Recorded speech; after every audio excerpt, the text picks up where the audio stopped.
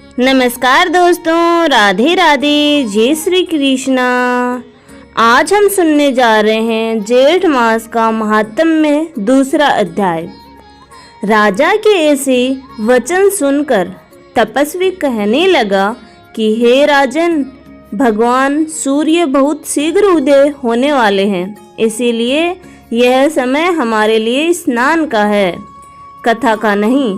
सो आप स्नान करके अपने घर को जाओ और अपने गुरु श्री वशिष्ठ जी से इस महात्म्य को सुनो। इतना कहकर तपस्वी सरोवर में स्नान के लिए चले गए और राजा भी विधि पूर्वक सरोवर में स्नान करके अपने राज्य को लौटा और रानीवास में जाकर तपस्वी की सब कथा रानी को सुनाई। तब सूत जी कहने लगे कि महाराज, राजा ने अपने गुरु वशिष्ठ जी से क्या प्रश्न किया और उन्होंने क्या उत्तर दिया, सो कहिए। व्यास जी कहने लगे, हे सूत जी, राजा दिलीप ने रात्रि को सुख से सोकर प्रातः समय ही अपने गुरु वशिष्ठ जी के पास जाकर उनके चरणों को छूकर प्रणाम करके तपस्वी के बताए हुए प्रश्नों को अति नम्रता से पूछा कि गुरुजी, आपने आचार, दंड, नीति, राज्य, धर्म तथा चारों वर्णों के चारों आश्रमों की क्रियाओं, दान और उनके विधान, यज्ञ और उनकी विधियां, व्रत, उनकी प्रतिष्ठा तथा भगवान विष्णु की आराधना अनेक प्रकार से तथा विस्तार पूर्वक मुझे बतलाई। अब मैं आपसे जेठ मास के स्नान के महात्म्य को सुनना चाहता हूँ। सो हे तपोधन, नियम पूर्वक इसकी विधि समझाइए। गुरु वशिष्ठ जी कहने लगे कि हे राजन, तुमने दोनों लोकों के कल्याणकारी, वनवासी तथा गृहस्थियों के अंतकरण को पवित्र करने वाले जेठ मास के स्नान का बहुत सुंदर प्रश्न पूछा है। मकर राशि में सूर्य के आने पर जेठ मास में स्नान का फल गो, भूमि, तिल, वस्त्र, स्वर्ण, अन्न, घोड़ा आदि दानों तथा चंद्रायण और ब्रह्मा कूर्त व्रत आदि से भी अधिक होता है। वैशाख तथा कार्तिक में जप, दान, तप और यज्ञ बहुत फल देने वाले होते हैं, परंतु जेठ मास में इनका फल बहुत ही अधिक होता है। जेठ में स्नान करने वाला पुरुष राजा और मुक्ति के मार्ग को जानने वाला होता है। दिव्य दृष्टि वाले महात्माओं ने कहा है कि जो मनुष्य जेठ मास में सकाम या भगवान के निमित्त नियम पूर्वक जेठ मास में स्नान करता है, वह अनंत फल वाला होता है। उसको शरीर की शुद्धि, प्रीति, ऐश्वर्य तथा चारों प्रकार के फलों की प्राप्ति होती है।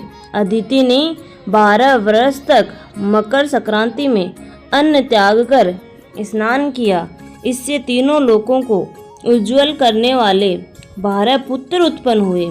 जेठ में स्नान करने से ही रोहिणी, सुभगा, अरुंधति दानशीलता हुई और इंद्राणी के समान रूपवती होकर प्रसिद्ध हुई। जो जेठ मास में स्नान करते हैं तथा देवताओं के पूजन में तत्पर रहते हैं, उनको सुंदर स्थान, हाथी और घोड़ों की सवारी तथा दान को द्रव्य प्राप्त होता है। अतिथियों से उनका घर भरा रहता है और उनके घर में सदा वेद ध्वनि होती रहती है। वह मनुष्य धन्य है जो जेठ मास में स्नान करते हैं, दान देते हैं तथा व्रत और नियमों का पालन करते हैं। दूसरों के पुण्यों के क्षीण होने से मनुष्य स्वर्ग से वापस आ जाता है, परंतु जो मनुष्य जेठ मास में स्नान करता है वह कभी स्वर्ग से वापस नहीं आता। इससे बढ़कर कोई नियम, तप, दान पवित्र और पाप नाशक नहीं है। भृगुजी ने मणि पर्वत पर विद्याधरों को यह सुनाया था। तब राजा ने कहा कि ब्राह्मण भृगु ऋषि ने कब मणि पर्वत पर विद्याधरों को उपदेश दिया था, सो बताइए।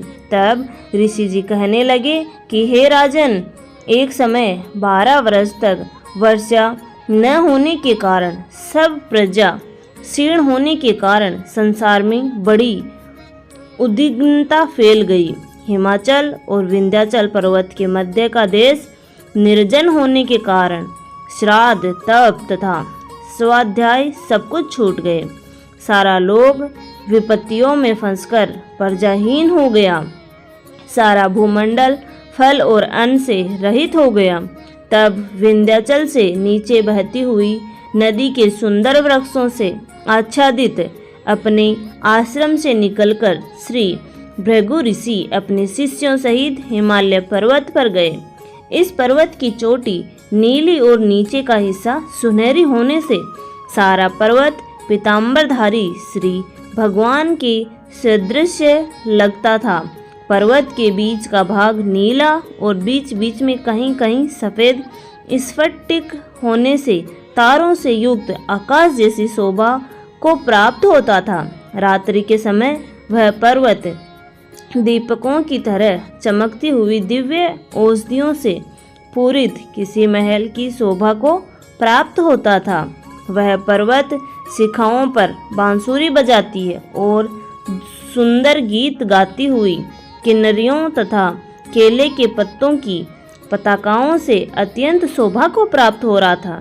यह पर्वत नीलम, पन्ना, पुखराज तथा इसकी चोटी से निकलती हुई रंग बिरंगी किरणों से इंद्रधनुष के समान प्रतीत होता था। स्वर्ण आदि सब धातुओं से तथा चमकते हुए रत्नों से चारों ओर फैली हुई अग्नि ज्वाला के समान शोभायमान था। इसकी कंदराओं में काम पीड़ित विदाधरी अपने पतियों के साथ आकर रमण करती है और गुफाओं में ऐसे ऋषि मुनि जिन्होंने संसार के सब कलेशों को जीत लिया है, रात दिन ब्रह्मा का ध्यान करते हैं और कई एक हाथ में रुद्राक्ष की माला लिए हुए शिव की आराधना में लगे हुए हैं। पर्वत के नीचे भागों में जंगली हाथी अपने बच्चों के साथ खेल रहे हैं तथा कस्तूरी वाले रंग बिरंगे मृगों के झुंड इधर उधर भाग रहे हैं। यह पर्वत सदा राजहंस तथा मोरों से भरा रहता है। इसी कारण इसको हेमकुंड कहते हैं। यहाँ पर सदैव ही देवता, गुहक और अप्सरा निवास करते हैं। धन्यवाद दोस्तों, आशा करती हूँ आपको ये अध्याय भी पसंद आया होगा। ऐसे ही आगे अध्याय सुनने के लिए हमारे साथ बने रहें। अगर आपको हमारी ये जानकारी पसंद आई तो हमारे चैनल को सब्सक्राइब करना ना भूलें। लाइक, शेयर एंड कमेंट जरूर करें। धन्यवाद।